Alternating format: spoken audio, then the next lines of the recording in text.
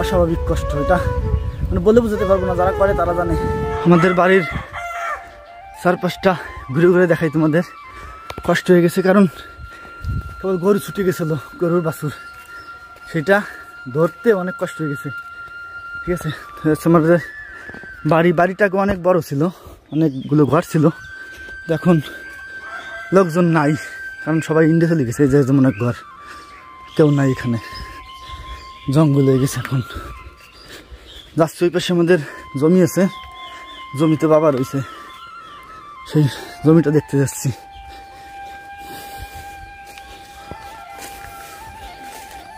এরাও ইন্ডিয়া চলে যাচ্ছে, চিন্তা ভাবনা নিচ্ছে যে কোনো মুহূর্তে চলে যাবে।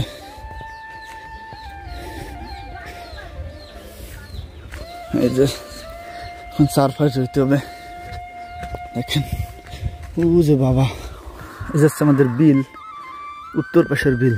ঠিক আছে, ওই দূরে বাবা আছে, ওই যে বাবা বললো কি বেশি কাজ নাই, তাই আমি আসি নাই। তখন দেখি যে উনি টানতেছে,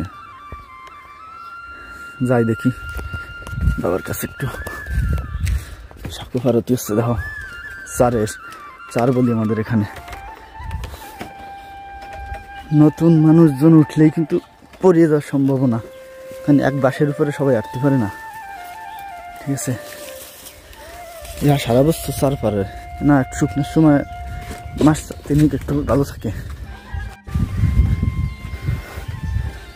এই যে উত্তর পাশে চলে আসছি, এখানে আমাদের জমি আছে। এরা দিশে পথ টথ বানায় না এখনো।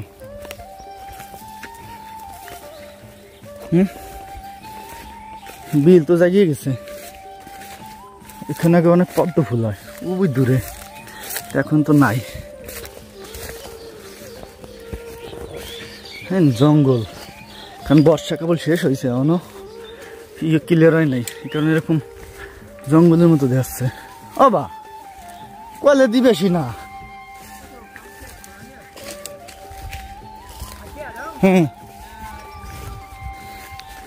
আজকে আসলি তো অত, হ্যাঁ আজকে তো আনবো না। তো যে এখন বাবার আমি এই জমি পরিষ্কার করবো, আসতে মানা করছিলাম আর যে কালকে আসবেনি, কিন্তু আজকে চলে এসেছি, এখন টান ক্লিয়ার হয়ে যাবে।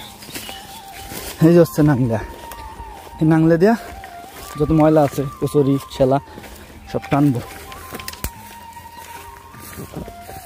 তো ঠিক আছে, ভালো থাকো, কাজটা শেষ করে আবার দেখাবে।